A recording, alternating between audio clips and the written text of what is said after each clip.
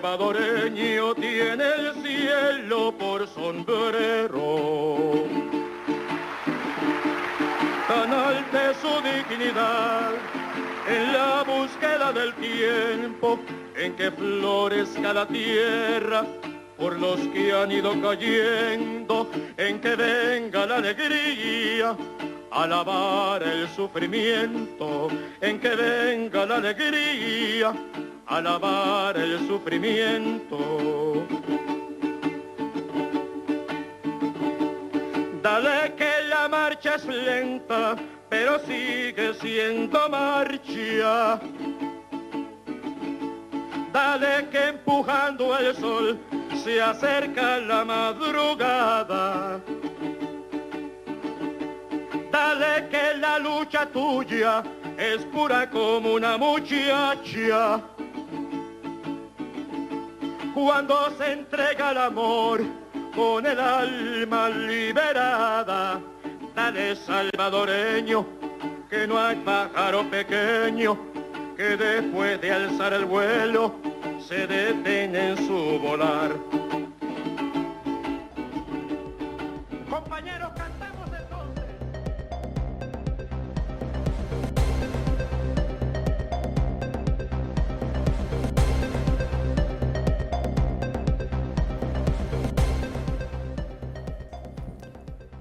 Como siempre, en esta visión que es nuestra episteme estratégica, que es nuestra identidad nacional, no podía faltar que esta pincelada, Jesse Ali de siempre, Jesse Ali que hoy hacemos referencias en lo que es la historia cultural de la Venezuela de ayer, de hoy y de siempre.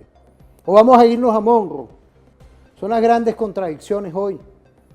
Entonces estamos dentro de una complejidad mundial, planetaria diría, con conflictos del que nuestra identidad estratégica, quiénes somos, hacia dónde vamos. Y en quiénes somos está el padre Bolívar, nuestra identidad estratégica, del por qué hoy tenemos que irnos con nuestra Constitución de la República Bolivariana de Venezuela a ir buscando ese quiénes somos, como lo hemos dicho ahorita varias veces, y hacia dónde vamos. Hoy tenemos un invitado de lujo, el profesor, magíster en Historia Militar, magíster en Filosofía de la Guerra, el profesor Iván Salcedo, quien es coordinador de la especialización en simulación en lo que es hoy los estudios de conflictos para la seguridad de la nación. Tengo la palabra de simulación porque dentro de mis quehaceres coordino la especialización en simulación y juego del Instituto de Altos Estudios de la Seguridad de la Nación. Saludar a nuestro ministro del Poder Popular para la Defensa, general en jefe Abel Pino López, todo nuestro Estado Mayor Superior, a nuestro mayor general Pérez La Rosa, quien es nuestro viceministro de Educación para la Defensa, e igualmente nuestro rector de la Universidad Militar Bolivariana de Venezuela. Igualmente a todos los que hoy están entregando la responsabilidad del comando dentro de la Universidad Militar, que lo han hecho muy bien. Pero igualmente quiero saludar a nuestro mayor general Osorio, Feri Osorio, un saludo desde aquí. E igualmente dentro de nuestro Instituto de Altos Estudios de la Seguridad de la Nación, saludar a nuestro general de división, Serpa Zambrano, Asdrúbal Serpa Zambrano, quien está ahorita comandando la SOI Trujillo. Y saludar igualmente a nuestro general de división que estamos recibiendo dentro del Instituto de Altos Estudios, como lo es Carlos Eduardo Rivero Ramos, general de división. Es importante porque pasan por el ISOFAN, hay toda una trayectoria académica. Es la Fuerza Armada, es hoy sin duda desde referente informativo que estamos cumpliendo 10 años, discutiendo, llevando, debatiendo, enfocándonos dentro de los grandes objetivos nacionales, constitucionales y por supuesto ir desarrollando una comunicación diferente contra las medidas coercitivas unilaterales, contra esas 7 órdenes ejecutivas que desde el 2015 han querido y no han podido implosionar los derechos sociales, los derechos humanos de nuestro pueblo. Bienvenido, Iván. Me quedé atajado ahí presentándote y presentando lo que es hoy una realidad dentro de nuestra Fuerza Armada Nacional Bolivariana, que es nuestra doctrina militar, porque ahí tenemos bastante material hoy. Buenos días, estimado profesor. Buenos días, amada Venezuela. Buenos días a nuestros estudiantes de la Universidad Militar Bolivariana, del IAESEN, a mis estudiantes. Buenos días.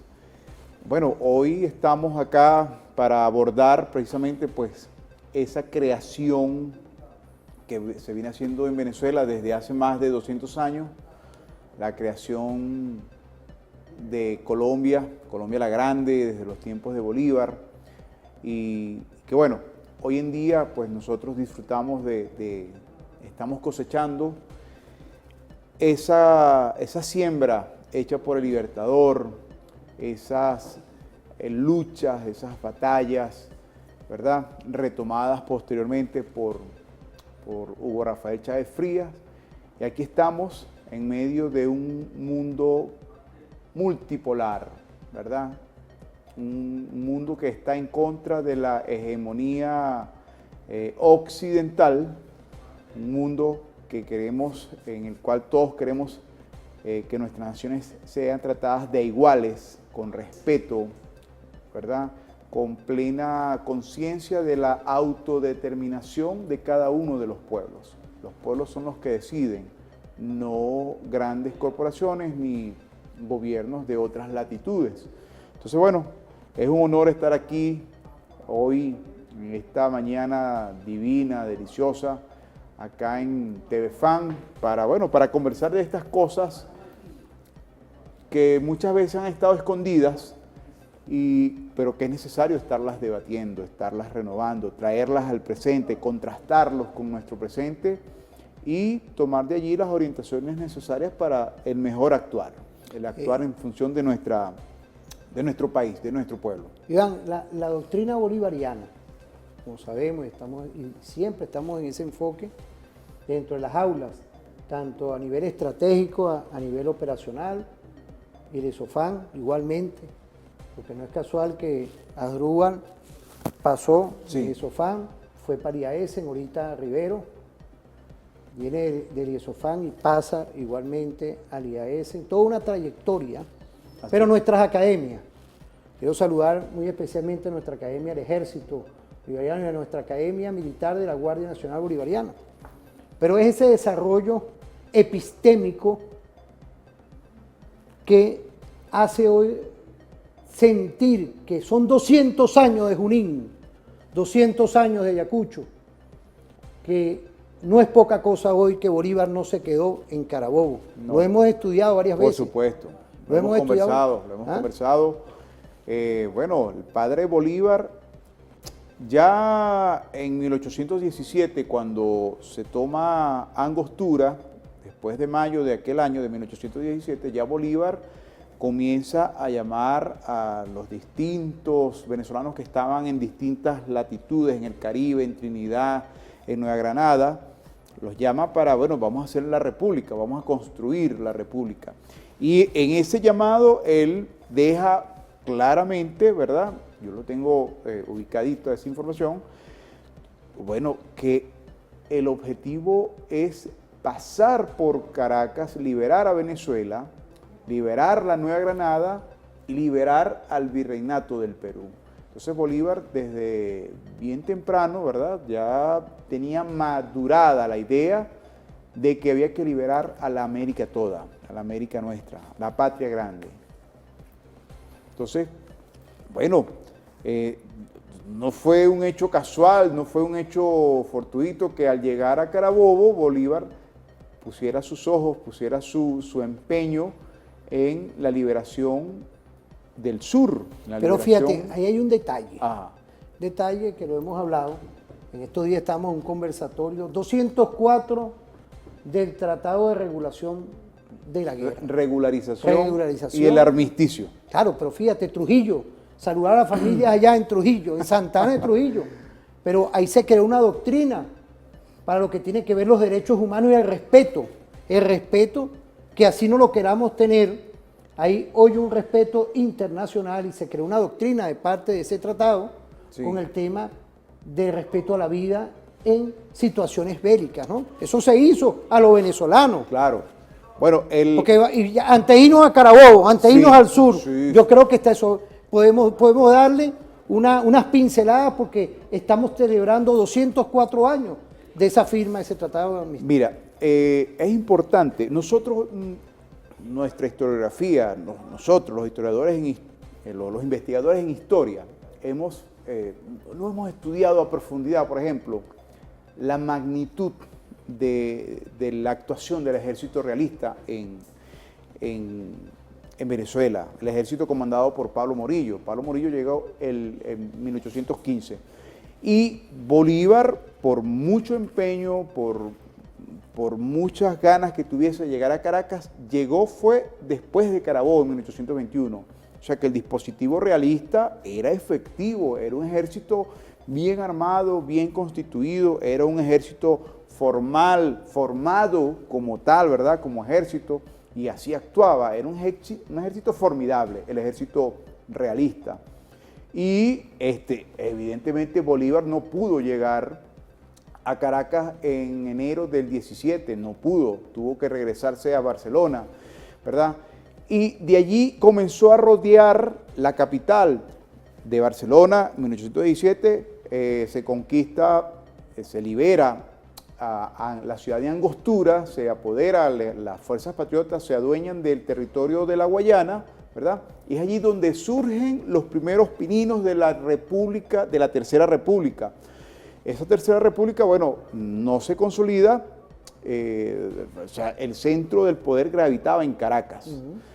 ¿Qué hace Bolívar? Bolívar decide, bueno, yo tengo que buscar los territorios porque, bueno, los capuchinos de Guayana desaparecen las misiones, los recursos que contaban las misiones eran recursos sumamente importantes, ganadería, producción agrícola. Todo eso se diluye a raíz de la desaparición de las misiones de los capuchinos. Y Bolívar tiene que poner sus ojos en el occidente de Venezuela, en el occidente de Angostura. ¿Qué era lo que está al occidente de Angostura? Los territorios de la provincia de Barinas. Los territorios de la provincia de Barinas bajo el control de José Antonio Páez. Y Bolívar le dice a Páez, bueno, vamos a unir nuestras fuerzas, yo tengo dinero, tengo pólvora, tengo armas, municiones, tengo hombres, tú puedes entregar a la República ganado, tabaco. O sea, hubo un proceso de integración. Claro, entre Bolívar y Páez entre allá Bolívar y en Páez. Apure. Claro, eso fue allá, pero Bolívar y Páez se conocen, se intercambian cartas. Bolívar envía una carta al líder de las fuerzas. Esto es historia militar. Sí, esto es historia militar. Después vamos a la filosofía de la guerra. Ah, bueno. Bolívar envía cartas a Páez sin saber quién era el líder militar de los llaneros. Y en enero del 17. En febrero del 17 ya Bolívar recibe el reconocimiento. Yo a usted lo reconozco como el líder de la revolución que estamos emprendiendo, le dice Páez. Y se presenta Páez. Entonces ya Bolívar ya tenía el respaldo de Páez y sus 5.000 hombres que decía Páez tener. Podía haberse un poquito menos, un poquito más. Pero ya Bolívar, con ese respaldo militar, podía hacer frente a los líderes orientales que le disputaban a cada momento el liderato, la organización de la Tercera República. Entonces, Bolívar, una vez que tiene bajo su mando Angostura, el 29 de diciembre de 1817, Bolívar parte hacia Barinas para encontrarse con Páez. Bolívar iba por el río Orinoco y el grueso del ejército iba por tierra, ¿verdad? Una buena parte por el río Orinoco y otra parte por tierra, bordeando el río, hasta conseguirse en enero del año siguiente, de 1818, en los potreros de Araguaquén con Páez. Páez enviaba para esa marcha, Páez enviaba ganadería. Bolívar exige a Páez que le envíe 200 cabezas de ganado diario para poder sostener el ejército en marcha, ¿verdad? Eso fue un movimiento increíble, fueron más de 4.000 hombres que se movilizaron. 4.000 hombres del ejército patriota y algún acompañante, un familiar, una esposa, un hijo, un hermano. Alguien acompañaba a ese soldado que marchaba hacia Barinas a reunirse con Páez. Fíjate, 30 de enero de 1818. Sí, estamos hablando de 1817. Ya diciembre, enero encuentra en el acto por allá, Cañafístola, creo que... Cañafístola. Ajá, ahí, fíjate, estamos hablando de lo que es la historia militar. Sí. Del por qué hoy tenemos que estudiar nuestra doctrina. Es un reto hoy para todas las universidades del país. Es así. Yo creo que es así. Total. Con una guerra, de una lucha no armada que tenemos con este tipo de armas, que es un teléfono, no tenemos que ir construyendo lo que ocurrió en todo ese tiempo. Fíjate, 1817, 1818. Claro. Y 1820, bueno, que es pero el tratado para de allá voy, relación. para allá voy. Por eso, entonces, Páez le brinda a Bolívar no solamente el apoyo militar, sino el apoyo económico con el cual Bolívar puede negociar con los comerciantes británicos, londinenses, intercambia ganado, cueros, carne seca, pieles de ganado, aceites de tortuga, una infinidad de tabaco, el tabaco de Barinas, y a cambio de municiones, armamentos, implementos para la guerra. Esa es la grandeza de Bolívar, que logra conciliar, ¿verdad?, a un hombre de las características de Páez, que es un hombre rústico, rudo, pero con don de mando, ¿verdad?, capaz de gobernar, capaz de controlar, de tener bajo su control a unos hombres que previamente, algunos, no todos los llaneros, pero previamente algunos habían luchado con Boves, ¿verdad? Y ya conocían los hechos de guerra. Y otros que se estaban incorporando. Entonces, Bolívar logra sintonizar a Páez y a los británicos. Uno le transfieren bienes para la guerra, otro le transfieren bienes de pago, como es tabaco, como es los cueros, como es el ganado, vacuno, caballos, mulas, ¿verdad? Y todo ese intercambio pasa por Angostura. Es, en fin, la provincia de Barinas quien sustenta económicamente la lucha armada en 1818-1819. En el 18, en febrero del 18, Bolívar decide atacar el centro, decide llegarse hasta el centro del país para liberar a Caracas. Páez se detiene en calabozo porque Páez se debía a los líderes de mayor edad de los llaneros. Entonces habían 500 llaneros, los más ancianos, que le dijeron a Páez: mira, Páez, estamos muy lejos de nuestro territorio, no podemos dejar nuestras familias al sur del Apure, ¿verdad?, desprotegidas, no podemos acompañar a Bolívar. Por eso Páez no sube, no fue que Páez estaba retando a Bolívar, no, es que Páez se sometía al mandato de sus 500 ancianos. Hasta ahí, y Bolívar continúa la marcha hacia el centro. Evidentemente, en la batalla del Semen, en la Puerta, en Guárico, ¿verdad?, las fuerzas realistas, poderosas fuerzas realistas, logra retener y expulsar a las fuerzas patriotas, a las fuerzas de Bolívar. Y bueno, aunque Bolívar estuvo luchando por allí, en el centro del país, no pudo llegar a Caracas. Ese año, bueno, Bolívar casi pierde la vida cuando regresa en Rincón de los Toros, casi que pierde la vida, y finalmente Bolívar, bueno, se da cuenta la vulnerabilidad del ser humano, de él como hombre, y dice: oye, tengo que protegerme. Se resguarda Bolívar, vuelve Bolívar hacia el sur, hacia Apure. En el 19, como una especie de venganza, Pablo Morillo, que había sido herido allí, sufrió una lanza, fue penetrado por una lanza y casi pierde la vida. Pablo Morillo, un año después, regresa en enero, precisamente en el verano de 1819, regresa e invade al Apure, al territorio donde estaba José Antonio Páez y las fuerzas de Bolívar, a fin de desaparecerla. Y otra cosa que no se ha dicho en nuestra historiografía es que por el sur baja Barreiro, uno de los comandantes de Pablo Morillo, que viene desde Bogotá, desde el virreinato.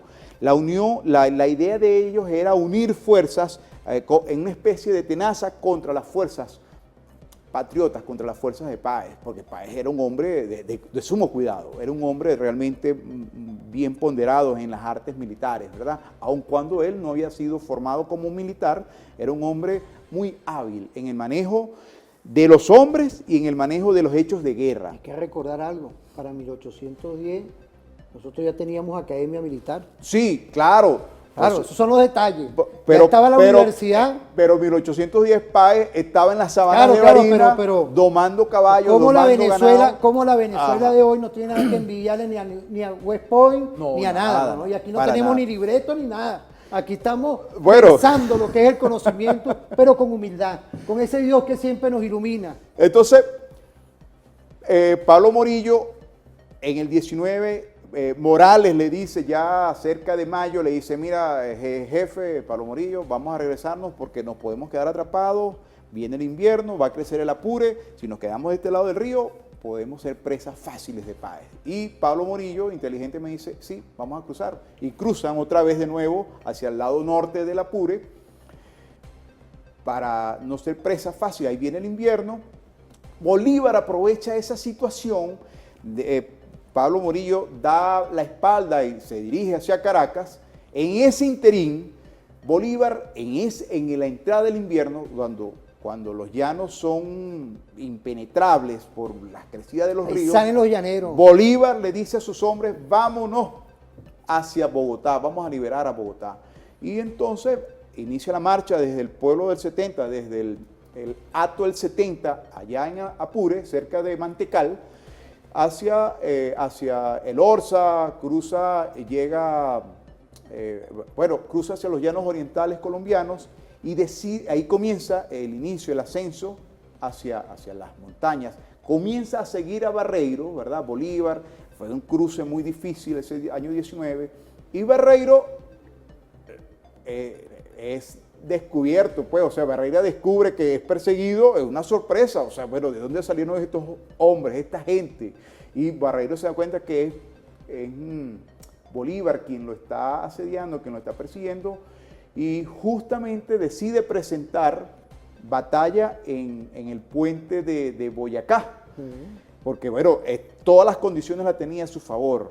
Sin embargo, Bolívar fue el ganador, no Barreiro. Y ahí es cuando, bueno, el virreinato completo es entregado a Bolívar por las armas patriotas. Es nuestra doctrina, Iván. Esa es nuestra doctrina, esa es la forma nuestra de llevar nuestra liberación. ¿Qué le queda cuando Pablo Morillo se entera de que ha caído el virreinato? O sea, ¿cómo es posible que Bolívar haya tomado el virreinato, haya tomado Boyacá? Eso era algo inaudito, eso no podía pasar por ninguna mente. Bolívar lo logró. Bolívar logró esa hazaña heroica, esa hazaña militar. Y Bolívar se regresa nuevamente a Angostura porque allí se estaba organizando la Tercera República, ¿verdad? 1819. Bolívar toma el virreinato en agosto o septiembre de ese año. Pero en febrero, el 15 de febrero de ese año, unos meses antes, a inicios del año, Bolívar inaugura el Congreso de Angostura para proponer una carta magna, una ley suprema que le diera forma a esa república que estaba tratando de construir. Entonces, en el 19 fue una cosa grandiosa porque Bolívar, a partir de los últimos meses del 19, ya tiene los recursos económicos, los recursos agrícolas, ganaderos, toda la riqueza aurífera que había en Nueva Granada, más una ley suprema. Fíjate, por ahí tenemos un video. Quiero agradecerle al equipo aquí, ya hay señas por ahí. Vamos a ver ese video. Vamos a verlo. Vamos a verlo. Esta vez vamos a seguir a Bolívar hacia lo que lo motivó inicialmente a la liberación de América del yugo español, como era libertar a su propia patria, Venezuela.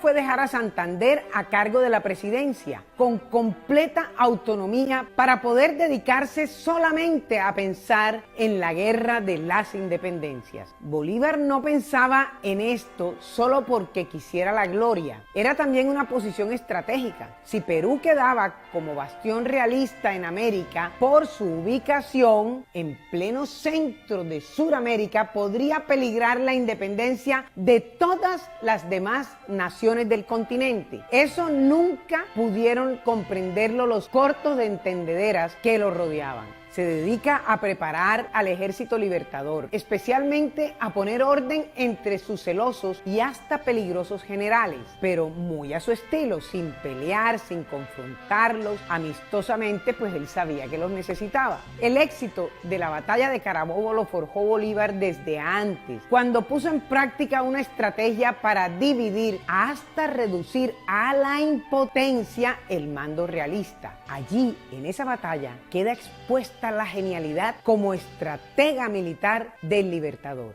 Es que se trataba de un ataque combinado y simultáneo contra los principales ejércitos del enemigo, que estaban ubicados en Caracas, en las regiones valencianas, que es el actual estado de Carabobo, y en los Llanos Altos. Bolívar ordenó al ejército de Oriente, al mando del general Bermúdez, que avanzara unos 300 kilómetros desde las costas de Barcelona, donde estaba ubicado, hacia Caracas. A las fuerzas del Frente Occidental, que estaban integradas por los regimientos al mando del entonces coronel Urdaneta, que estaban en ese momento dispuestas en Maracaibo, las envió hacia Coro. Les tocó avanzar unos 260 kilómetros. A la división que estaba al mando del entonces coronel Cruz Carrillo, que estaba acantonada en Carora, que es el actual estado de Lara, le ordenó avanzar 270 kilómetros hasta llegar sobre Puerto Cabello. Estas distancias, las que hoy vemos tan sencillas, eran muy difíciles y lejos para entonces. Y a su guardia, que estaba ubicada en Trujillo, le ordenó prepararse para operar cuando él diera la orden, conjuntamente con las tropas del Apure al mando de Páez, que eran indispensables para dar el golpe final a los realistas, pero antes tenían que darse las condiciones del plan que él tenía para la batalla, que era romper la unidad del enemigo hasta reducirlo a la completa impotencia, como se los dije antes. A partir del 20 de abril de 1821, 65 días, oigan, 65 días antes de la batalla de Carabobo, Bolívar ordenó los primeros movimientos de sus tropas, hasta ubicarla en los límites territoriales fijados por el Tratado de Armisticio y Regularización de la Guerra, que había firmado él con Pablo Morillo, al que me referiré en otro video. Estos movimientos mostraron una excelente disciplina y organización de las tropas republicanas, tanto en Oriente como en Occidente, pero dejaron ver unas grandes deficiencias de los llaneros que estaban al mando de Páez en el Apure. Páez era mañoso y, según Indalecio Liévano Aguirre, era muy vacilante, por lo que no fue claro en sus respuestas, porque no tenía argumentos para justificar su demora, así como la indisciplina de sus hombres, que eran llaneros y no le obedecían a veces. Bolívar no podía permitir esa demora, porque ponía en riesgo el éxito de su plan, por lo que envió a Diego Ibarra, que era su persona de confianza, hasta los llanos para empujar a Páez. No hacerlo habría permitido que el sanguinario Morales reforzara la defensa de Caracas cuando Bermúdez la amenazara. En todos los demás frentes, la operación marchaba como un relojito. Fíjate, ¿por qué tocamos todos estos temas? Porque estamos en 1818, 19, 20 y 21. Sí. En ese 2021 está el tratado, porque en este año tenemos los 200 años de Junín y Ayacucho. Tenemos una guerra no armada, una guerra cognitiva, una ciberguerra hoy. Tenemos hoy un gobierno en unión cívico-militar-policial. No podemos dejar ese contexto con la doctrina bolivariana que estamos enfrentando cualquier amenaza que venga de parte del imperialismo mundial. Porque tenemos nuestra doctrina. Pero yo quería cerrar con este tema, que tú nos dieras el enfoque del por qué es Bolívar, por qué Bolívar está hoy presente, porque esto no es casual, eso era caballo. Claro, pero bueno, retomando lo que te venía indicando anteriormente. Entonces, Bolívar en el 19 fue un año grandioso para la causa patriota. Las capacidades económicas de la República se acrecentaron de forma vertiginosa gracias a los aportes de Apure, de Barinas, ¿verdad? La República pudo comprar goletas, pudo comprar embarcaciones, pudo contratar oficiales del ejército británico para que vinieran a luchar por la causa patriota. Ese año, bueno, ese fue 1819. 1820 fue un año de relativa calma, ¿verdad? Pablo Morillo, sabiendo, se molestó cuando se enteró de la caída de Barreiros en Nueva Granada, ¿verdad? Entonces hay una relativa calma. Pablo Morillo estaba en Valencia cuando recibe, marzo, abril, recibe la información, mayo, no tengo la fecha precisa, que Pablo Morillo estaba en Valencia y recibe tarde, ya 5 o 6 de la tarde, recibe una carta desde España donde las autoridades, el rey español le indicaba que tenía que alcanzar un acuerdo con Bolívar, tenía que lograr la paz, tenía que pacificar y por supuesto traer otra vez al reino de España los territorios rebeldes. Bolívar, Pablo Morillo no puede creer eso que está leyendo y se embarca esa noche. Llegó a Caracas en la madrugada, todo empapado de agua, venía con unos 10 hombres que lo venían acompañando desde Valencia, porque, o sea, para él eso era inaudito. El hombre contra el cual le había estado luchando, ahora tiene que firmar, o sea, tengo que buscarlo para proponerle, vamos a firmar la paz. Cuando Bolívar recibe, efectivamente, como buen militar, Pablo Morillo envía comunicación a Simón Bolívar, que se encontraba en Apure. Bolívar, contento, en el 20 le dice, mayo, junio, y dice, por supuesto, vamos a reunirnos y vamos a buscar un acuerdo ahí político. Ahí aparece el mariscal. Ahí aparece nuestro Sí, mariscal. claro, por supuesto. Nuestro mariscal, Antonio José de Sucre, fue un hombre genial. Una pieza fundamental. Pero para que tú veas la genialidad de Bolívar, y antes de llegar Bolívar le dice, envía hacia el Apure a los negociadores que vienen de España. Y en ese interín que Pablo Morillo recibe a la gente, los envía hacia Apure, Bolívar se va directamente hasta Cúcuta de 1820, libera lo que hoy en día es San Cristóbal, lo que hoy en día es el estado Táchira, libera a la ciudad de Mérida y llega hasta Trujillo. Claro, ya Bolívar conocía la ruta de 1813. Entonces, o sea, eso fue una liberación, pero una cosa increíble, ¿verdad? Admirable, esa liberación. Cuando Pablo Morillo vuelve y le dice, bueno chicos, pero no nos vamos a reunir en el Apure. No, yo estoy aquí en Trujillo. O sea, estaban en guerra. Era obvio que Bolívar podía hacer cualquier movimiento militar. No habían firmado ningún acuerdo. Entonces, ya cuando los hombres de Pablo Morillo, los negociadores españoles, iban llegando a la ciudad, a Calabozo, cuando no regresen, porque esa gente no está allí, ellos están ahora en Trujillo, ahora hay que irse a Trujillo. Y bueno, Pablo Morillo, por eso es que el Tratado de Regularización de la Guerra y el armisticio se firman en Trujillo, porque Bolívar hace una jugada maestra, una jugada militar, ¿verdad?, que le otorga nuevamente a la República esos territorios andinos venezolanos. Y por eso es que es en Trujillo, ¿verdad?, donde se reúnen las fuerzas, ambos líderes, ambas fuerzas.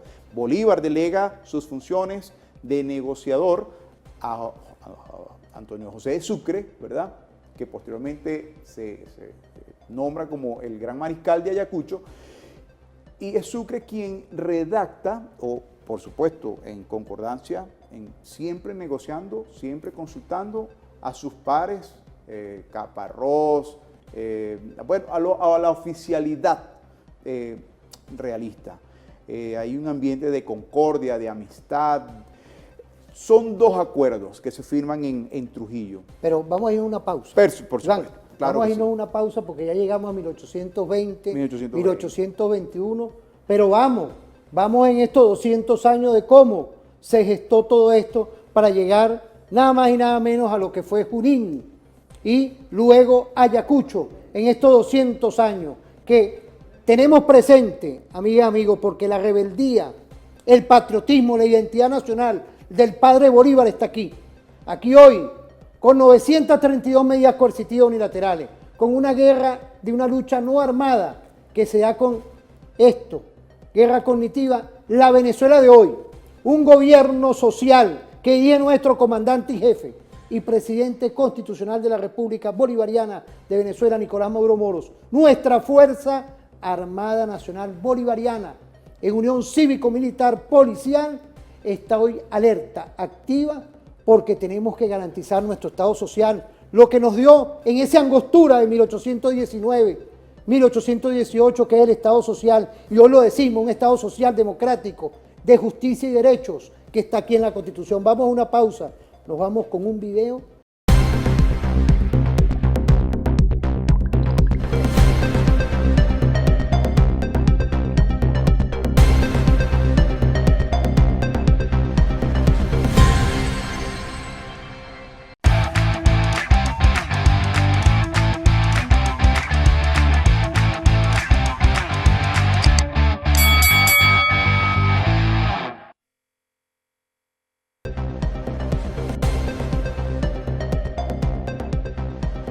Volvemos en esta fórmula perfecta, porque hoy estamos trabajando temas que están dentro de nuestra episteme, de lo que es hoy, sin duda, mira, aquí, viendo todos estos temas estratégicos, de lo que es nuestra doctrina militar bolivariana. Por ahí tenemos un video, Sabiñón, lo tenemos a tiro ahí, de nuestro comandante Chávez. Vamos a verlo, vamos a entrar en materia. Por supuesto, por supuesto. Esta patria independiente, libre y cada día más grande. Necesario es que de esto tengamos la más grande conciencia posible a través del estudio, a través del conocimiento, porque ciertamente fuimos manipulados durante mucho tiempo. Hoy presentamos el rostro casi vivo de Simón Bolívar, su verdadero rostro. Claro que desde hace tiempo ya venimos rescatando desde las entrañas de la tierra no solo el verdadero rostro luminoso, vivo de nuestro padre Bolívar, sino su verdadera idea, sus verdaderas ideas revolucionarias, antiimperialistas, humanistas, y aun cuando aquel término, o este término, el socialismo, desde el punto de vista político aún no se utilizaba en aquellos años en los cuales vivió Bolívar. Bueno, había surgido o estaba surgiendo la corriente del socialismo utópico. Sin embargo, estudiando las líneas centrales del pensamiento de Bolívar, como nosotros lo hemos venido haciendo, perfectamente es viable, es posible, como lo hemos venido haciendo, construir las bases del proyecto socialista del siglo XXI, el socialismo bolivariano, aquí en esta tierra, aquí en estas aguas, aquí debajo de este cielo. El socialismo bolivariano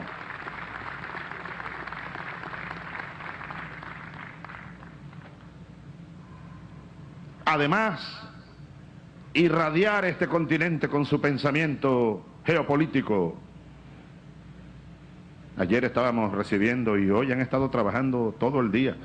Debo regresar a recibir los informes de los resultados del trabajo de todo el día de hoy del ministro de Planificación de la República Argentina, el doctor Julio De Vido, el presidente de la empresa petrolera. Fíjate, hoy es importante, tomando esa palabra también, de esa América meridional, de cómo nos enrumbamos por el sur, cómo dejamos una huella, y la tenemos hoy, porque prácticamente gracias a este Dios que nos ilumina, este arquitecto estratégico hoy que tenemos, que es nuestro Dios único y perfecto, está la Venezuela de hoy a pie, en paz, gracias al gobierno estratégico hoy que dirige nuestro comandante Nicolás Maduro Moro, todo el Estado venezolano, la Asamblea Nacional, el Poder Ciudadano, que hoy está estrenando en esta nueva gestión todo el Poder Ciudadano, que es importantísimo.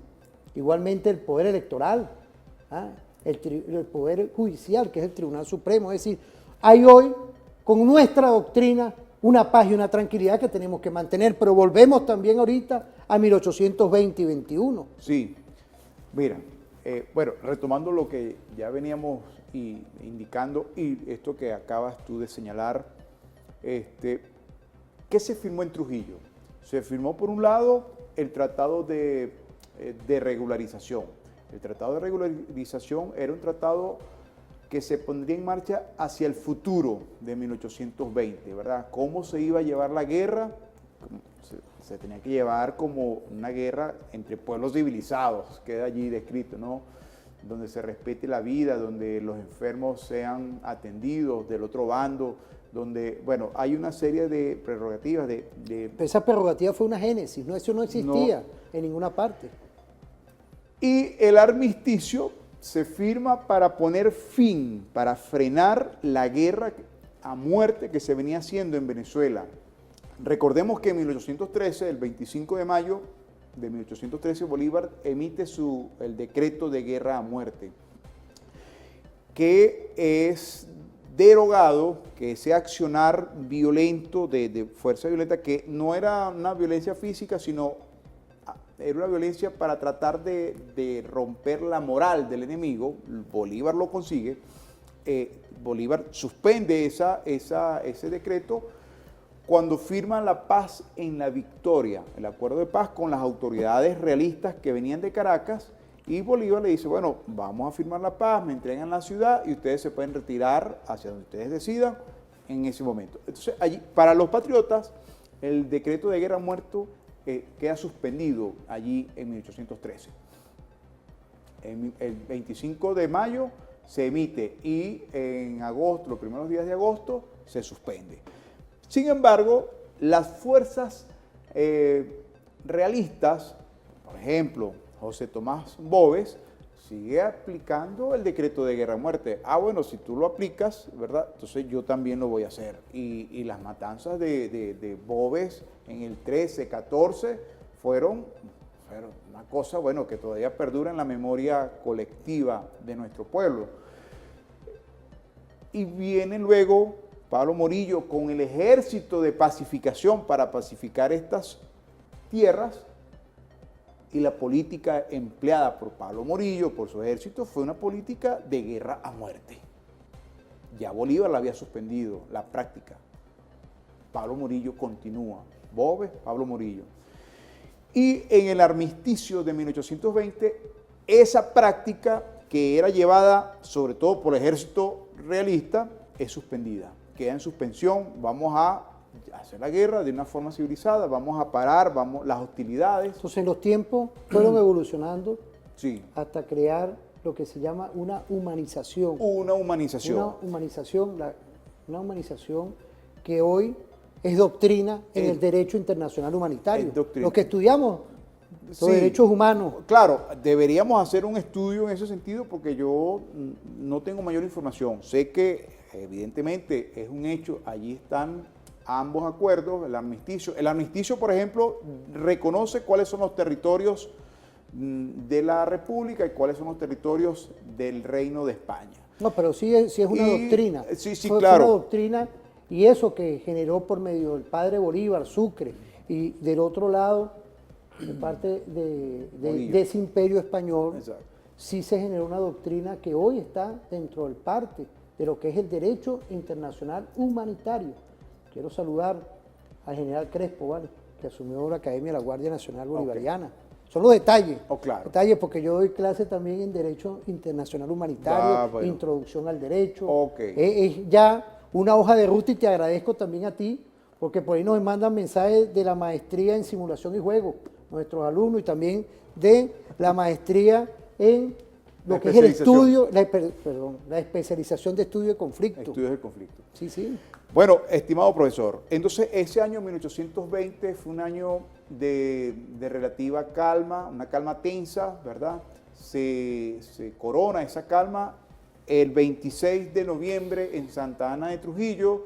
Tú me preguntarás, ¿a qué hora se firmó eso? Se firmó a las 10 de la noche, ¿verdad? Eso está plasmado allí en el documento. Siendo las 10 de la noche, se dan todos los detalles.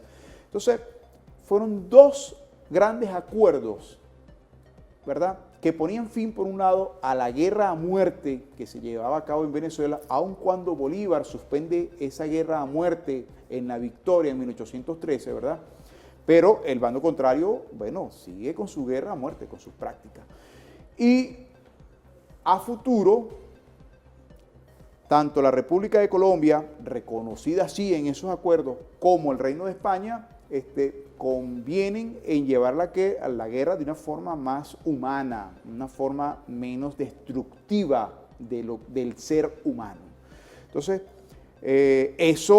esa calma relativa del 20, Bolívar en Trujillo ordena de inmediato el 1, 2, 3 de diciembre de 1820, ordena hacia Bogotá, solicita, ¿verdad?, que le envíen 3 batallones, el batallón Junín, Ayacucho, el Boyacá y no recuerdo el otro batallón. Eran 3 batallones, aproximadamente 4.500, 5.000 hombres que llegaron a Venezuela, ¿verdad? Porque Bolívar dijo, bueno, el 1821 es el año definitivo de la liberación de Venezuela. Los realistas también lo sabían. Era una tregua, bueno, para preparar las fuerzas, para ver si desde España, ¿verdad?, los realistas podían recibir apoyo logístico, embarcaciones, hombres frescos, ¿verdad? Y Bolívar también hace lo propio. Solicita 5.000 hombres a Nueva Granada, ¿verdad? Hombres que estaban acostumbrados a los Andes neogranadinos, llegan hacia Barinas, donde era un territorio de llanos, pues, de calor, donde había malaria. Bolívar, por ejemplo, ordena que a cada hombre, a parte de esos hombres, venían por Mérida.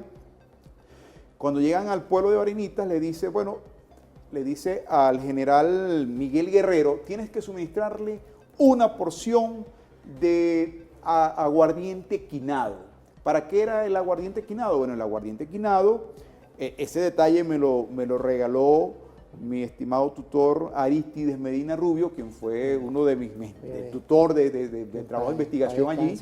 Me dice, Iván, el aguardiente quinado era para combatir la malaria.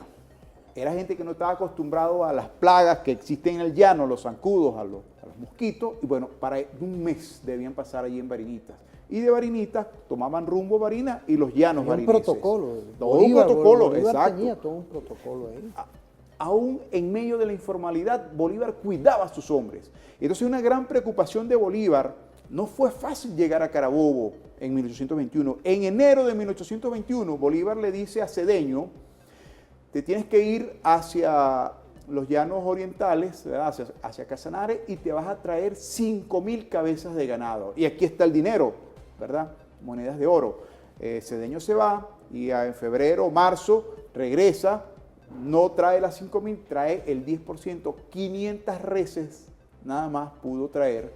Y cuando uno va leyendo la documentación, las cartas, los informes que va presentando Bolívar, o sea, se nota la molestia de Bolívar para con Cedeño. Y le ordena, bueno, te tienes que ir al Alto Apure, lo que hoy en día es el Alto Apure venezolano, y te vas a traer cualquier animal grande, chico, mediano, hembra. Las hembras eran cuidado, el vientre de las reses era cuidado porque eso es lo que aseguraba el rebaño. Bueno, hembra, macho y hembra. Si el dueño del ganado se opone, usted le quita la vida. O sea, una actuación contundente, porque lo que estaba en juego era la vida, era el ejército, la alimentación del ejército. La libertad, yo me atrevo a fin decir, último, la libertad, la independencia. Claro, ¿no? pero si los hombres no Lo estaban que nos bien costó, mira, alimentados, lo que nos costó a nosotros hoy y lo que mantenemos hoy con un gobierno y una Fuerza Armada, con el sistema defensivo territorial. Así es. Saludo a todo el sistema defensivo territorial, garante de paz.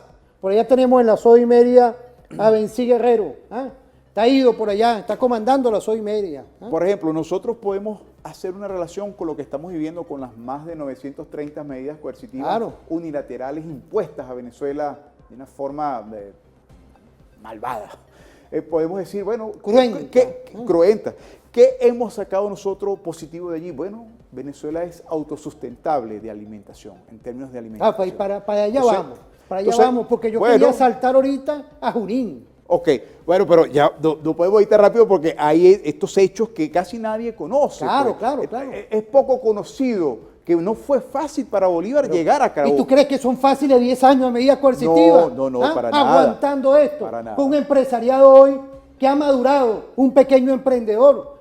Son dos tiempos, y es la Venezuela de ayer y la Venezuela de hoy, que se resiste y está triunfando hoy, con la fe y con la tranquilidad y en paz. Así es. Bueno, Bolívar, en lo que procuraba siempre que está en sus acciones de gobierno, siempre le decía a sus hombres, les ordenaba, hay que lograr la paz, hay que lograr la tranquilidad, porque la paz y la tranquilidad facilitan la gobernanza, las funciones de gobierno de cualquier persona que quiera ejercer funciones de gobierno.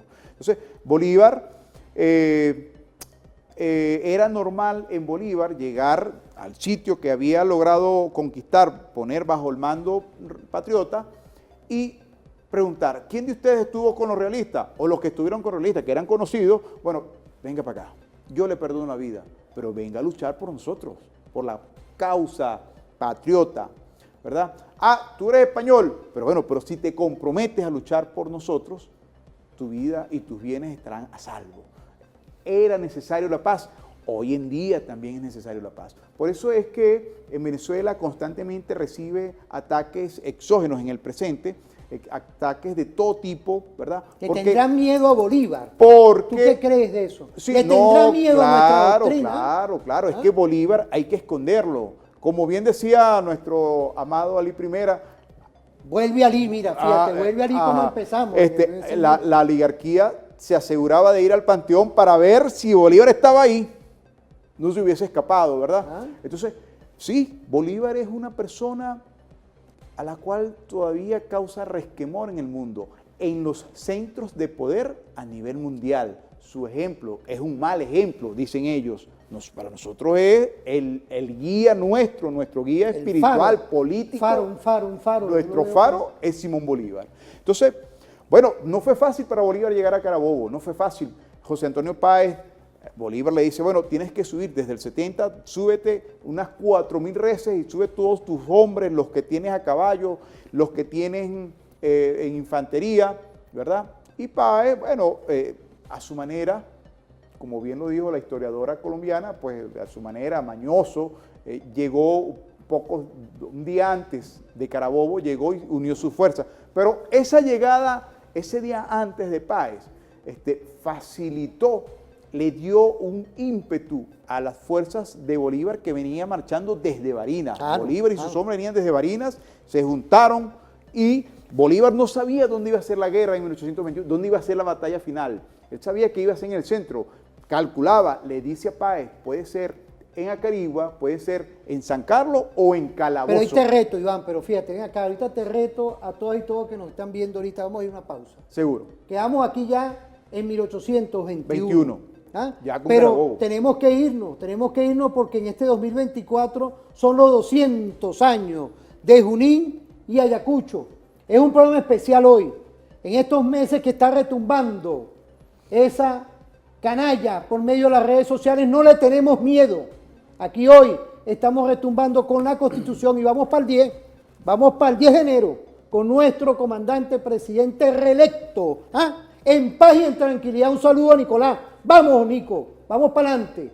Y quiero saludar de verdad un saludo afectuoso a todo el sistema defensivo territorial que está ahora está activo. Como siempre, 24 horas nuestra Fuerza Armada Nacional Bolivariana, por ahí nos mandan un mensaje a nuestra Guardia Nacional Bolivariana, a las unidades de servicio vial. Así es. Pero vamos a irnos a una pausa, nos vamos con un video. Una corte de Estados Unidos anunció la subasta de Citgo. La subsidiaria de PDVSA ya ha sido secuestrada por el mismo Estados Unidos y puesta a cargo de Juan Guaidó. 13.000 millones de dólares en riquezas venezolanas van a ser transferidos a manos de multinacionales de Estados Unidos. Un robo nunca antes visto en el mundo, sin que Venezuela tenga siquiera el derecho de defenderse. Un robo que la oposición apoyó, pidió en forma de sanciones y ahora está contenta de haberlo conseguido. Esta es la palabra, robo. Y este es para ellos solamente el primer paso.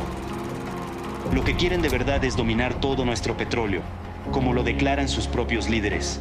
Entonces hoy, ¿qué hay que hacer? No solamente con PDVSA, un proceso de apertura total. ¿Apertura es privatizar? Claro, claro. Ojo, quien roba y entrega tus riquezas no merece tu confianza. Citgo es de Venezuela, Citgo es de los venezolanos.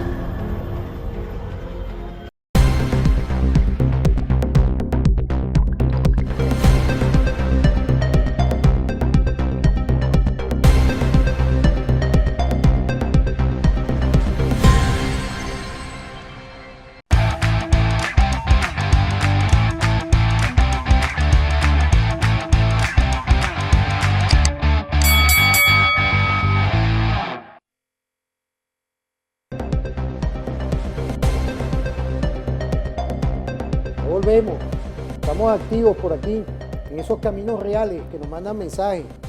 El profesor Iván Salcedo. Iván, tiempos de Bolívar, tiempos de Sucre, ese Sucre inmortal, ese Bolívar inmortal, y tiempos hoy de una revolución bolivariana constitucional que está avanzando contra las medidas coercitivas unilaterales. Yo quería terminar en este segmento con unos videos que hay ahí. Tenemos el primero listo ahí. Sabiñón. Tenemos el primer cañón ahí, comunicacional por la paz. Vamos a ver ese video porque yo quería centrarme en culminar a Carabobo. Irnos ya, que Bolívar no se quedó en Carabobo, sino por el sur. Vamos a ver ese video. Vamos a verlo.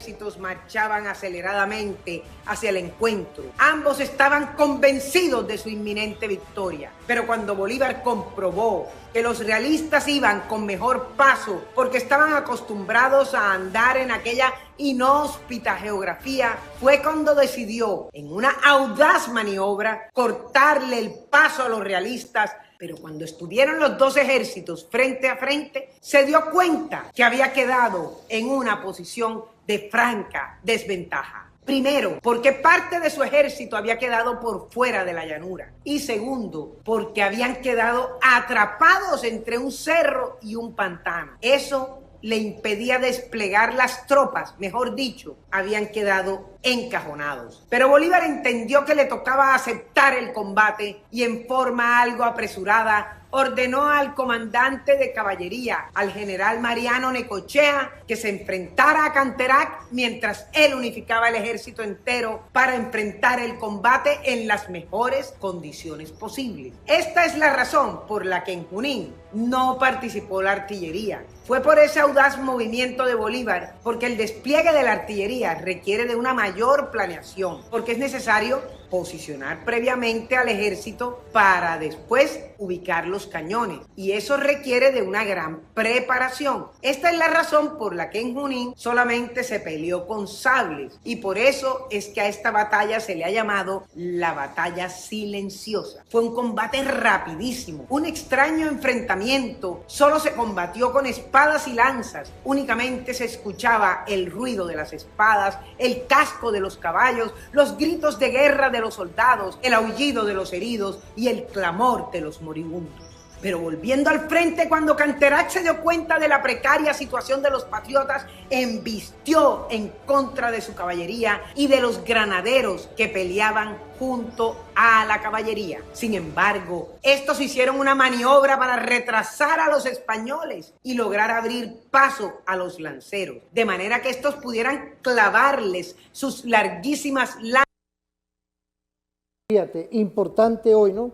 Sí, Nos adelantamos a Junín, como habíamos hablado, por supuesto. pero Junín y Ayacucho en 1824 tienen un 1821. Sí, evidentemente Bolívar no hubiese podido avanzar hacia el sur si no concreta. Eso que estamos viendo ahorita. Pues. Eso no hubiese sido posible si Bolívar no llega a Carabobo. ¿Por qué era importante liberar a Venezuela? Porque Venezuela era el puerto, ¿verdad? Si nosotros vemos un mapa del Atlántico, ¿verdad? Las embarcaciones vienen desde España, bordeando las costas africanas, atraviesan el Atlántico y llegan. El primer territorio que se consiguen pues, viniendo de España es tierra firme, es Venezuela, ¿verdad?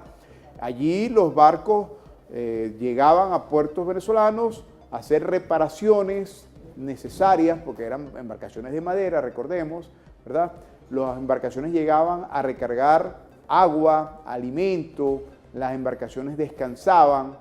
Esa era la importancia de Venezuela, su ubicación estratégica. Era el primer puerto de llegada, el puerto de refugio, el puerto donde las embarcaciones se preparaban para continuar la ruta, o bien sea hacia el Caribe, hacia el Virreinato de Nueva Granada o hacia el Virreinato de Nuevo México, de Nueva España en México. Entonces, la liberación de Venezuela, gracias a la toma, gracias a la batalla de Carabobo en 1821, fue un paso fundamental porque quitaba al Reino de España el principal puerto de abastecimiento cuando las embarcaciones venían desde Europa, desde el viejo continente. Esa era la razón primordial geopolítica, geoestratégica, ¿verdad? Sobre todo geoestratégica, de liberar a Venezuela. Ahí, por allí, estuve leyendo en una oportunidad que a partir de 1821 la producción de embarcaciones en España cae estrepitosamente, porque ya no se podía navegar hacia la América haciendo la estación de parada respectiva, necesaria, obligatoria, que se podía hacer en Venezuela. Ya eso no lo podían hacer los españoles. Entonces, después de 1821, era muy difícil, ¿verdad?, asumir, era sumamente imposible asumir una navegación confiable si no existía Venezuela o si Venezuela no estaba en manos de los realistas. Entonces, para los españoles fue sumamente difícil navegar hacia la América si no contaban con el territorio venezolano.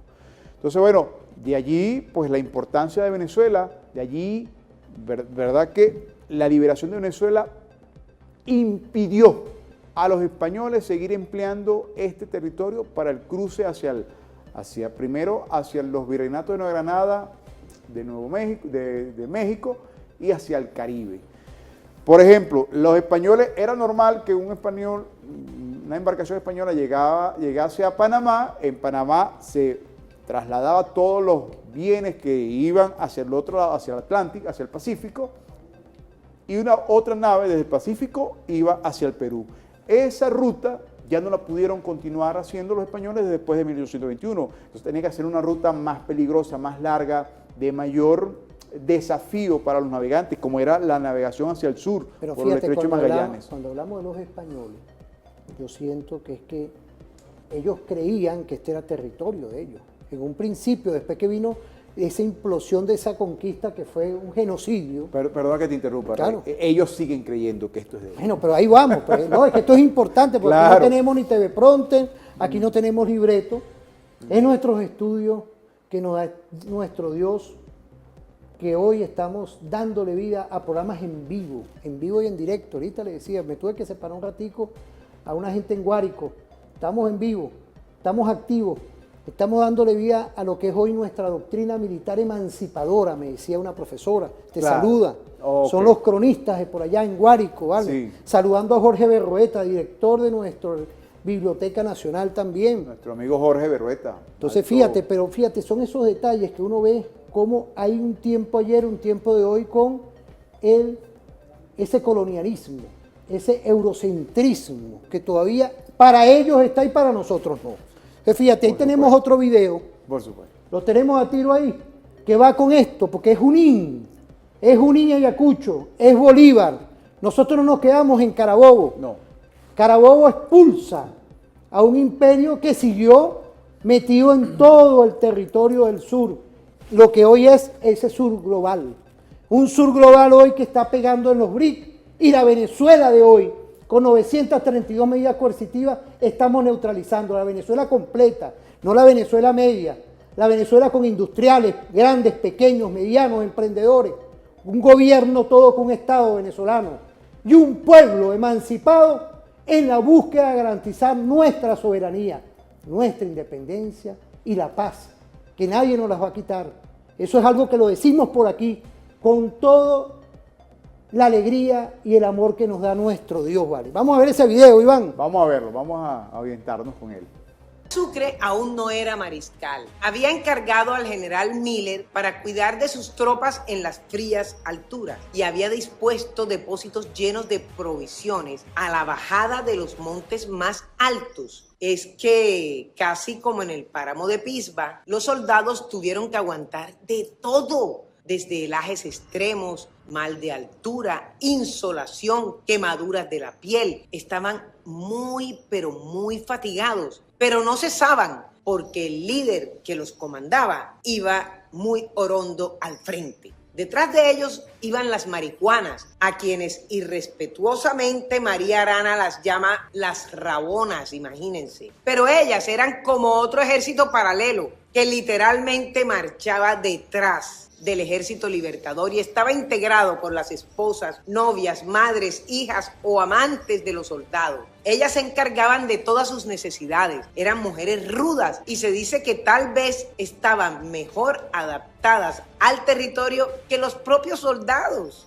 Más atrás aún iba también la comida, un tremendo hato de 6.000 reses. También iban indígenas que cargaban con las muchísimas provisiones que llevaban para alimentar a toda esa gente. Por el lado realista, el general Canterac, el comandante realista, juraba que Bolívar no era una amenaza. Se sentía muy seguro por la superioridad de su ejército y así como por los triunfos que habían obtenido sobre el general San Martín, y también por las 2 tomas que había hecho de la ciudad de Lima. Por ello el tipo cabalgaba confiado en su inminente victoria. El hombre estaba convencido de que aquello sería poco menos que un paseo. Imagínense, uno de los peores errores en una estrategia es precisamente subestimar al enemigo. Hasta que finalmente el 29 de junio, el grueso del ejército patriota llegó al Cerro de Pasco. En ese momento, Bolívar se enteró que las tropas realistas de Canterac se habían desplazado al Lago de Reyes, que estaba ubicado en las faldas del mismo cerro. Fue cuando el 2 de agosto, 4 días antes de la batalla de Junín, el Libertador pronunció una de sus más célebres proclamas. «Soldados», decía, «vais a contemplar la obra más grande que el cielo ha podido encargar a los hombres, la de salvar a un mundo entero de la esclavitud. Soldados, los enemigos que vais a destruir se jactan de 14 años de triunfo, pues ellos serán dignos de medir sus armas con las vuestras, que han brillado en 1000 combates. Soldados, el Perú y la América entera aguardan de vosotros la paz, hija de la victoria, y aún la Europa liberal os contempla con encanto, porque la libertad del nuevo mundo es la esperanza del universo». La paz es hija de la victoria, es el triunfar que tenemos para este 2025 y este nuevo proyecto que empieza constitucional con la llegada de nuestro comandante presidente Nicolás Maduro Moros, reelecto para este nuevo periodo.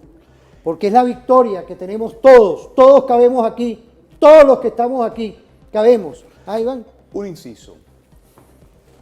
El 20 de noviembre de 1817, Bolívar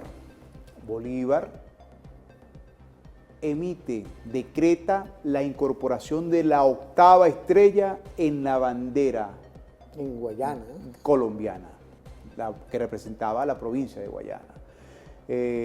Y una vez que cae la Tercera República, esa 8ª estrella desaparece. Esa no es una estrella de Hugo Rafael Chávez Frías. Hugo Rafael Chávez Frías lo que hizo fue ejecutar el mandato de Simón Bolívar.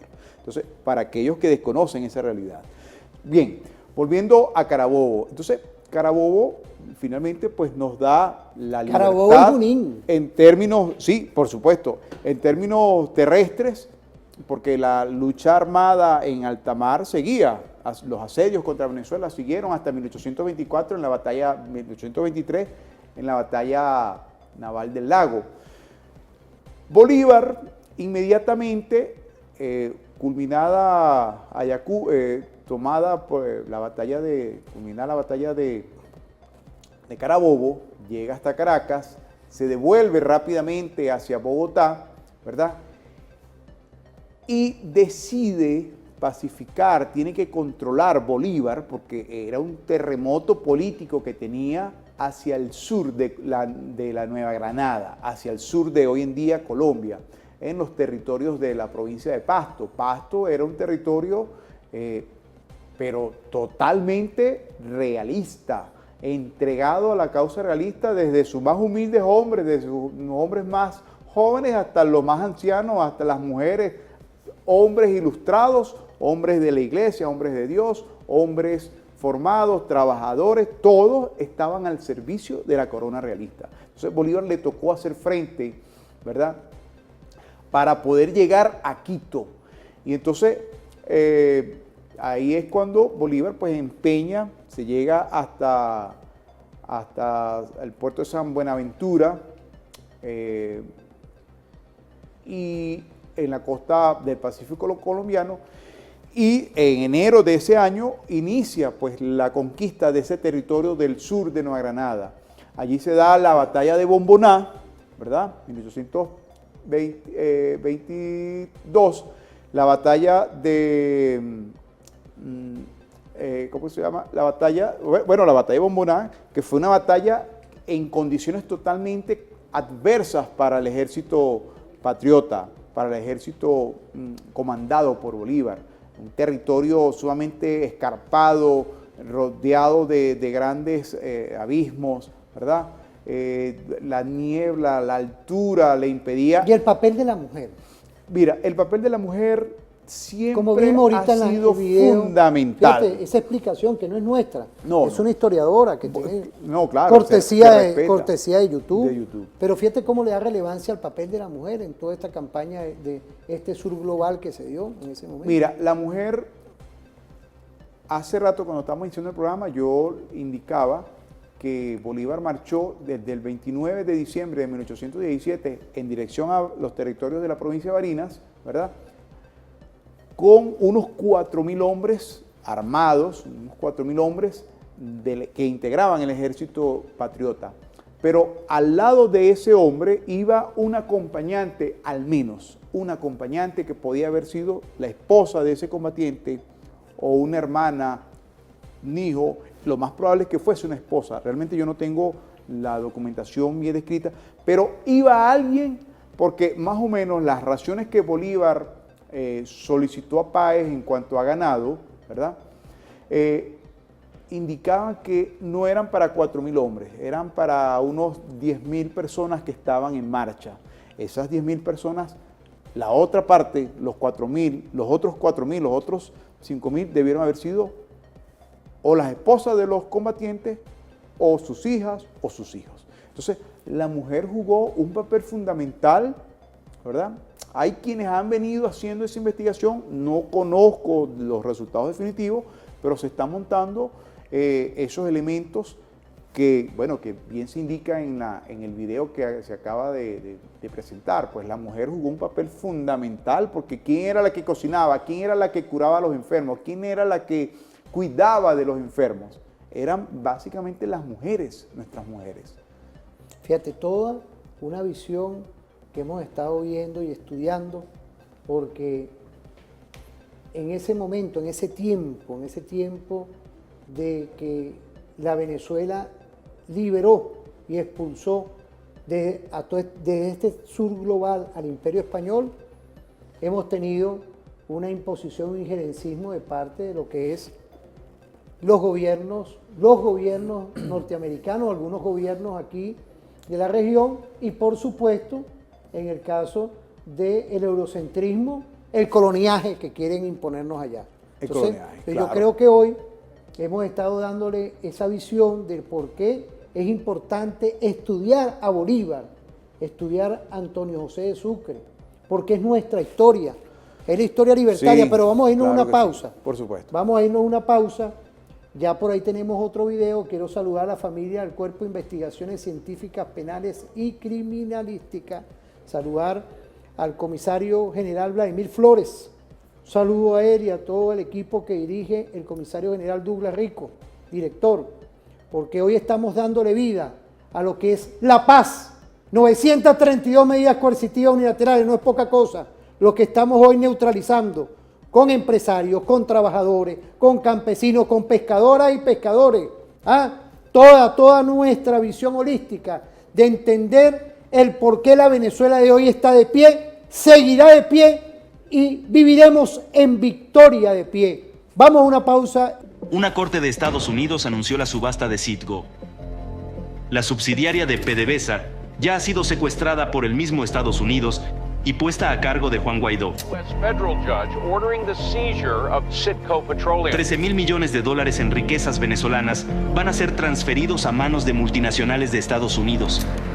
Un robo nunca antes visto en el mundo, sin que Venezuela tenga siquiera el derecho de defenderse. Un robo que la oposición apoyó, pidió en forma de sanciones y ahora está contenta de haberlo conseguido. Esta es la palabra, robo. Y este es para ellos solamente el primer paso.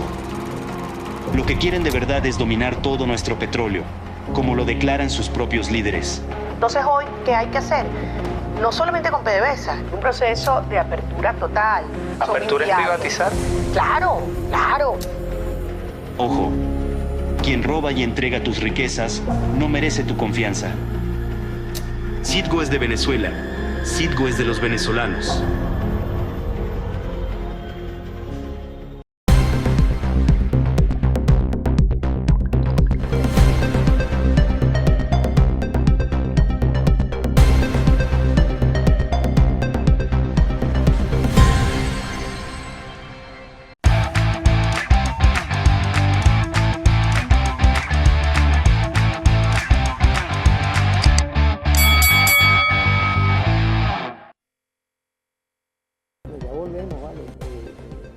Hoy que estemos trabajando todos estos temas, yo quería terminar este segmento de este programa en este año 2024, nada más y nada menos con la doctrina bolivariana, que como tú lo dijiste bien claramente, le has dado todo un pasaje de profundidad de lo que es la campaña libertadora, y nada más y nada menos ahorita en este segmento quedamos en Junín, en el segmento anterior y Ayacucho, y también lo que es la doctrina bolivariana.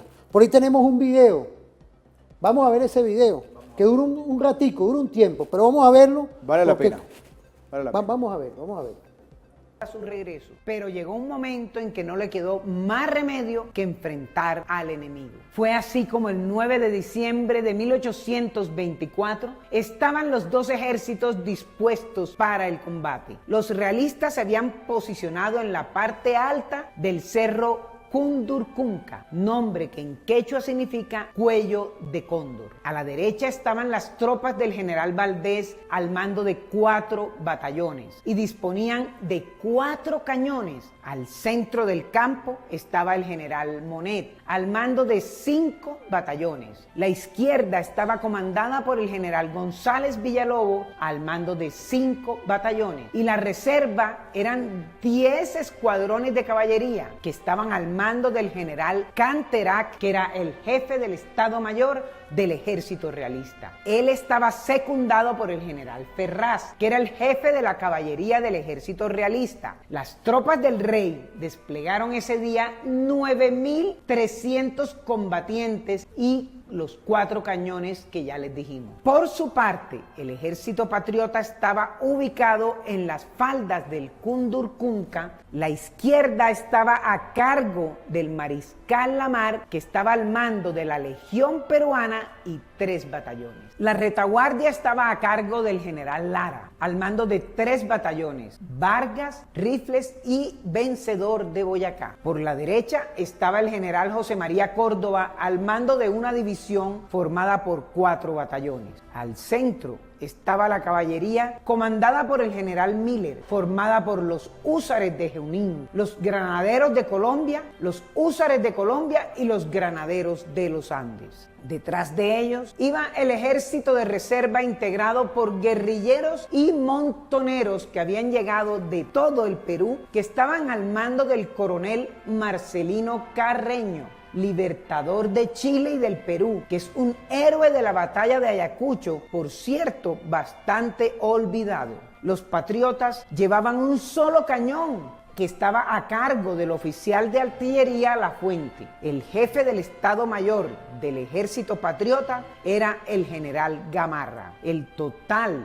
del Ejército Libertador estaba constituido por 5.800 combatientes. La desventaja era ostensible, de 3-1 en efectivos y de 4-1 en artillería. Esas condiciones, y para remate los realistas en la cima del cerro, todo eso era una situación que no presagiaba nada bueno para los patriotas. A las 9 de la mañana de aquel 9 de diciembre, antes de la batalla, el general Monet invita al general Córdoba a conferenciar, a lo que éste accede. Es cuando tiene lugar un hecho muy emocionante que me recuerda a la tregua de la primera Navidad durante la Primera Guerra Mundial, cuando en uno de los frentes ambos ejércitos cantaron Noche de Paz y se abrazaron entre bandos enfrentados en tierra de nadie. Pues bien, como aquella lucha terminaba siendo una guerra civil, Monet propone a Córdoba que los parientes de cada lado pudieran saludarse y abrazarse antes de la batalla. Córdoba lo consulta con Sucre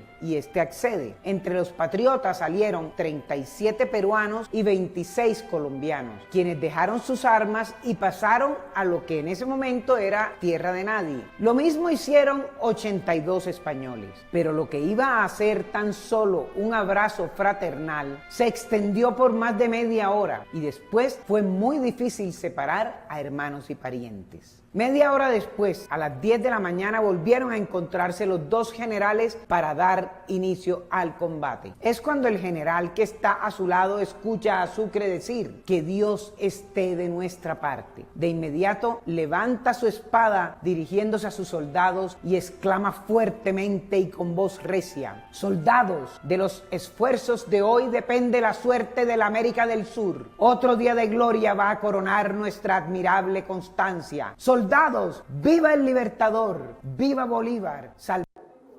El excelentísimo mariscal Antonio José Sucre, leal al padre Bolívar, leal a la libertad.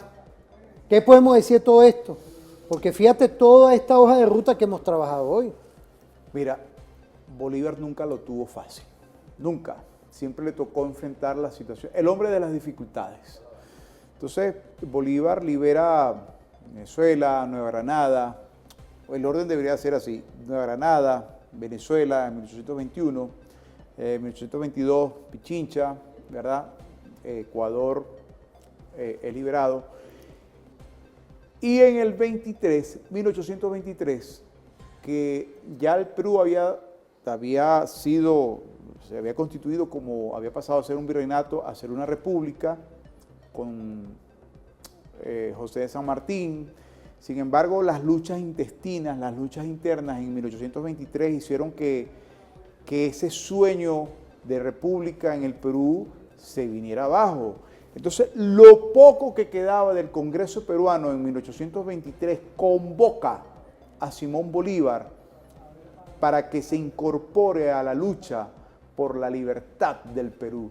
En 1823 Bolívar cruza el Perú porque así se lo solicita lo que quedaba parte del Congreso republicano. Y es así, por esa razón es que Bolívar entra al Perú. Bolívar no entra porque él quiere, no, Bolívar es invitado al Perú, pero en unas condiciones totalmente adversas para Bolívar, en unas condiciones totalmente políticas, totalmente adversas para la causa patriota, para el ejército patriota, para los colombianos que venían de Nueva Granada y que venían de Venezuela, o sea, que marcharon hacia el Perú. No había suficientes alimentos, los territorios al interior del Perú, habían caudillos que luchaban cada uno por mantener su hegemonía política y su poder económico. Y entonces no atendían a nadie, en ese momento no atendían llamados de patriotas, sí viraban muy bien a las fuerzas realistas que estaban hacia el sur, que estaban hacia el Alto Perú, y entonces a esas condiciones adversas tuvo Bolívar que hacer frente. No tenía suficientes hombres, las armas estaban dejando de ser funcionales porque la pólvora, recuerden que la pólvora es hecha con salitre, ¿verdad? Y eso consume el fierro de las armas, ¿verdad?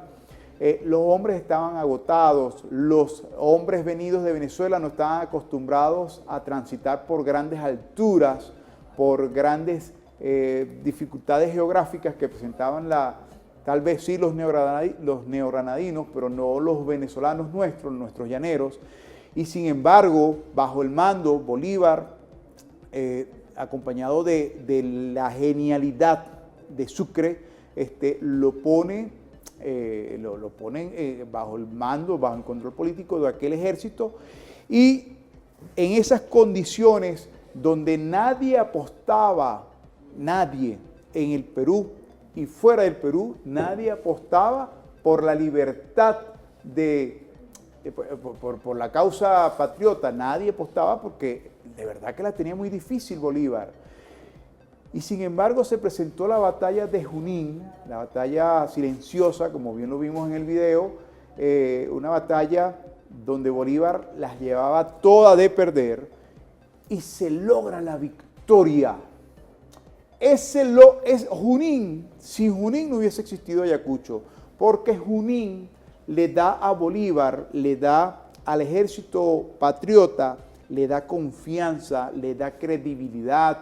Los pobladores del Alto Perú, los pobladores del Perú en general, comenzaron a considerar la posibilidad de que Bolívar pudiera ganar y entonces estuvieron más prestos a brindar apoyo, a brindar alimentación, a brindar calzado, vestido, a brindar un espacio donde los ejércitos patriotas podían descansar, ¿verdad? Esa es la importancia de Junín. Aparte de que se revierte esa mirada negativa, esa percepción negativa que se tenía de Bolívar y la imposibilidad del ejército patriota de poder remontar al enemigo, eso se revierte justamente en Junín. Y Ayacucho. Y en Ayacucho, de agosto, 6 de agosto al 9 de diciembre. Meses. ¿Ah? Bueno, el ejército, así como el ejército patriota gana confianza con Junín, ¿verdad? Y logra incorporar a las fuerzas populares patriotas de allí, del Perú, en esa misma proporción, el ejército realista fue perdiendo confianza. El ejército realista fue perdiendo el apoyo popular. Le tocaba huir hacia el sur para tratar de reunificar sus fuerzas en el Alto Perú, ¿verdad? la amenaza que existía de que la República del Perú se dividiera en otras pequeñas repúblicas desaparece definitivamente, desaparece, ¿verdad? Todos los agentes políticos se plegaron, ¿verdad?, al mando patriota, al mando de Bolívar. Iván, honor al vencido, gloria al vencedor. Eso se dijo en la batalla de Ayacucho. La batalla de Ayacucho viene a sellar la independencia de la América toda, de la América que se inició en 1810. Este sur global hoy. Este sur global hoy. La batalla de Ayacucho, los líderes realistas tenían temor a Sucre, a su pensamiento, a sus capacidades militares, ¿verdad? A sus capacidades de dirección, de estratega militar y por supuesto de Bolívar. Pero ellos sabían que con Bolívar podían negociar, con Sucre tal vez no. Sin embargo, en plena batalla capturan al virrey, en plena batalla los líderes realistas conversan con Sucre. Sucre, vamos a firmar un armisticio acá mismo, y ese mismo 9 de diciembre de 1824 se firma el armisticio donde el reino, las autoridades del Reino de España reconocen que han sido derrotadas, donde reconocen que van a salir del territorio americano porque están expulsadas, donde se le perdona la vida, donde el español, el realista que se quiera quedar y construir la patria grande, la patria del Perú, la patria América meridional, podía quedarse, ¿verdad? Fue una negociación, pero allí, en el sitio, ¿verdad? Y se desaparece definitivamente las amenazas políticas que que existían sobre la América, porque si no se consolidaba el Perú, si el Perú volvía a manos realistas, Colombia, la grande Colombia de la de Bolívar, iba a ser la próxima en caer. Vamos a ver un video. Ya llegamos a Colombia la grande, a la doctrina bolivariana. Por supuesto. Vamos a ver ese video. Vamos a ver.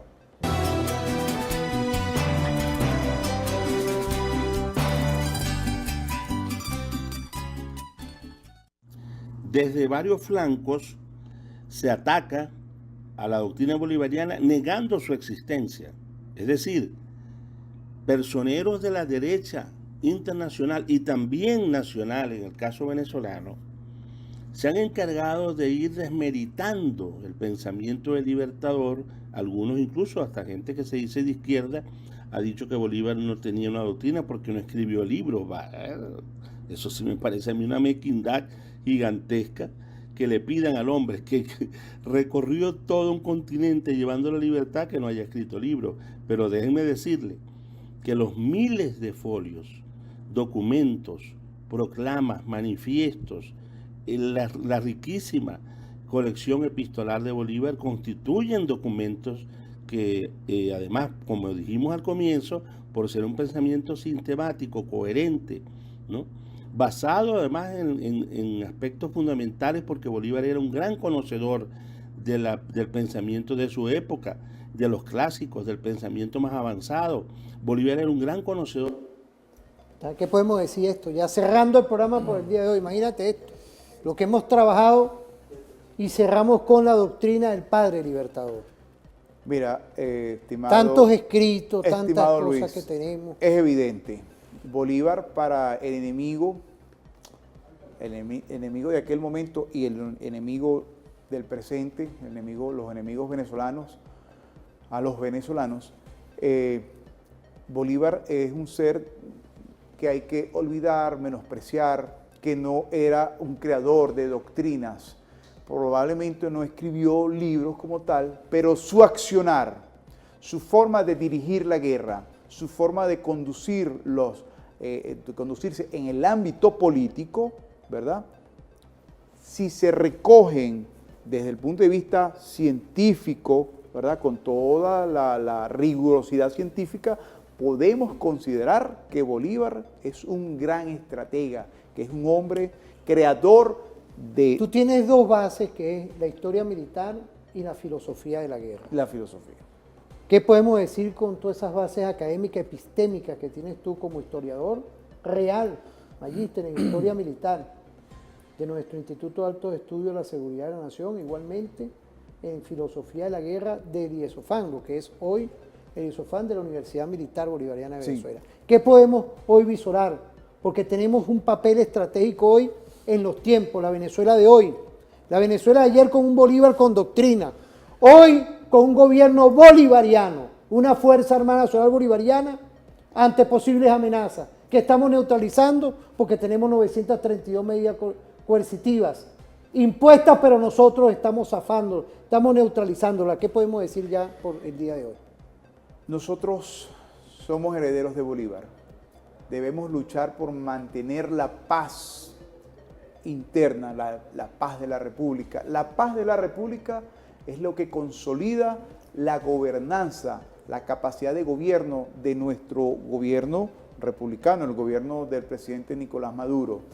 Bolívar nos regala a nosotros suficientes elementos éticos y morales que permiten que nuestra república siga avanzando, que sean los venezolanos los que decidamos el quehacer diario, el devenir, el futuro de Venezuela, de sus hombres, de sus mujeres, los que están por nacer y de los recursos, ¿verdad?, que bondadosamente Dios ha otorgado a Venezuela, de la posición geográfica.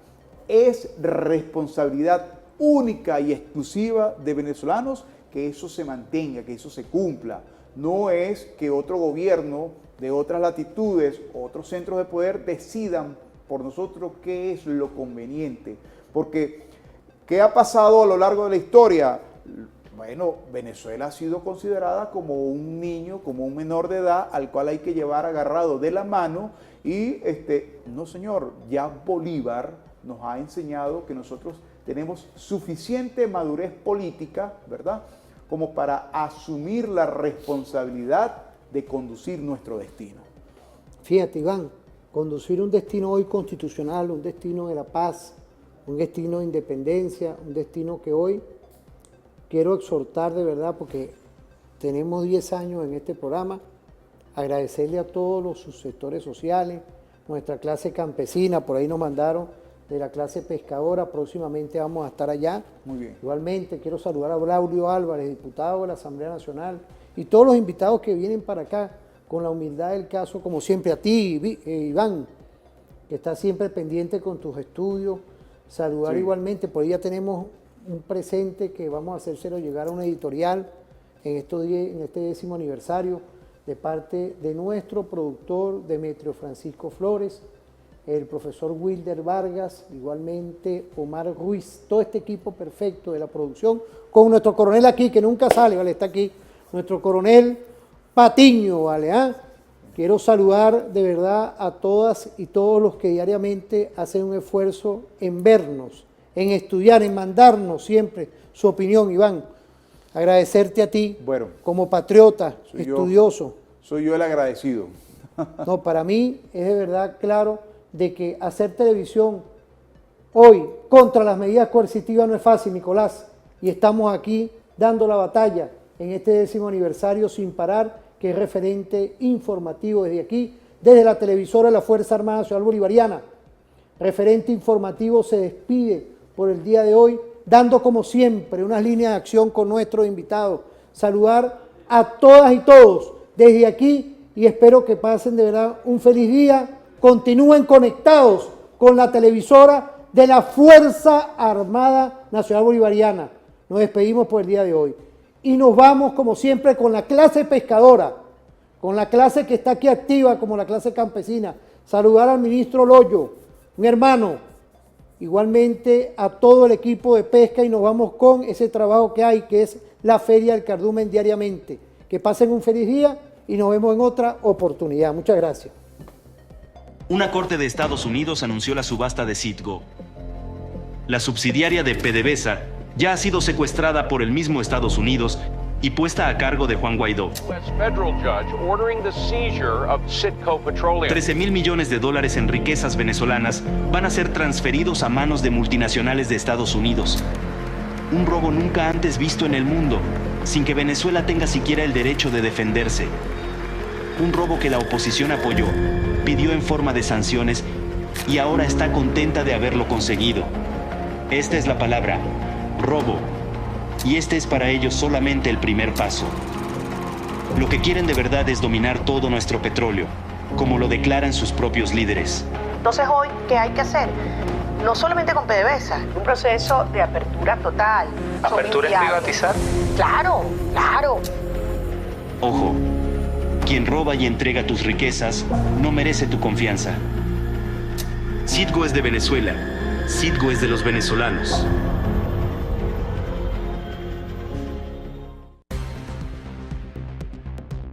Reporte de las ferias del cardumen.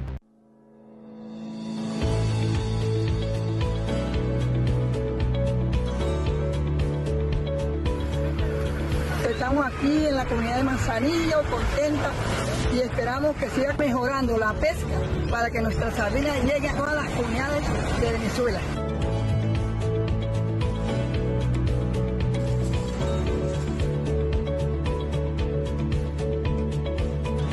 Estamos aquí con la caravana de las sardinas, estamos cargando que esa va a ser distribuida en todos los sitios de Venezuela.